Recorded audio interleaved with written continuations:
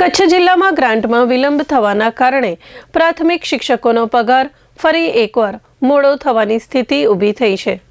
કચ્છ જિલ્લા પ્રાથમિક શિક્ષક સંઘના પ્રમુખ નયનસિંહ જાડેજાએ જણાવ્યું હતું કે આ કારણે શિક્ષકોને હજુ 3 થી 4 દિવસ સુધી પગાર માટે રાહ જોવી પડશે।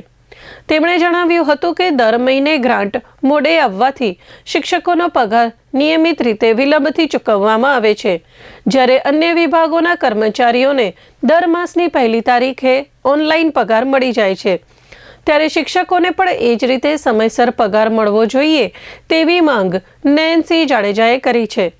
આ અંગે નયનસિંહ જાડેજાએ ચંચળ ન્યૂઝ સાથે વાત કરી હતી। નયનસિંહ ગનુભા જાડેજા, પ્રમુખ કચ્છ જિલ્લા શિક્ષક સંઘ।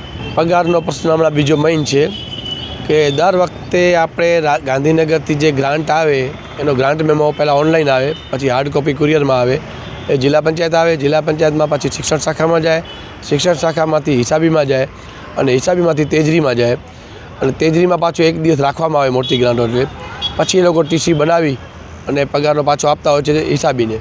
હિસાબીવાળા ચેક બનાવે અને એ બેંકમાં જાય, પછી આપણે તાલુકાને ડીડી અને ચેક આપતા હોઈએ છીએ।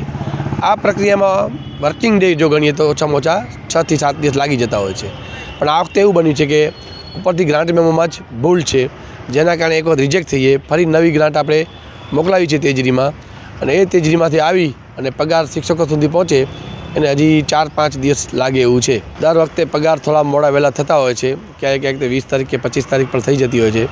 અમારી એવી રજૂઆત છે કે જેવી રીતના પોલીસ વિભાગ, આર્મી વિભાગ, પેન્શનરો, અન્ય કર્મચારીઓ એમને પહેલી તારીખના જ ઓનલાઈન પગાર મળી જતા હોય છે, અમારું પણ એક ગુજરાત લેવલથી જ ઓનલાઈન પગાર બધી પ્રક્રિયા થઈ જાય અને ઘણી બધી કામગીરી ઓનલાઈન થઈ ગઈ છે તો દરેક શિક્ષકોને પહેલી તારીખના પગાર મળી જાય। અમે અમારા રાજ્ય સંઘની રજૂઆત કરી છે, ફરીથી યાદ કરાવશું કે ઘણા સમયથી વાતો પણ ચાલે છે કે હવે ગાંધીનગરથી પગાર સીધા ખાતામાં આવી જાય, એના માટે પાછું રાજ્ય સંઘને અમે રજૂઆત કરશું।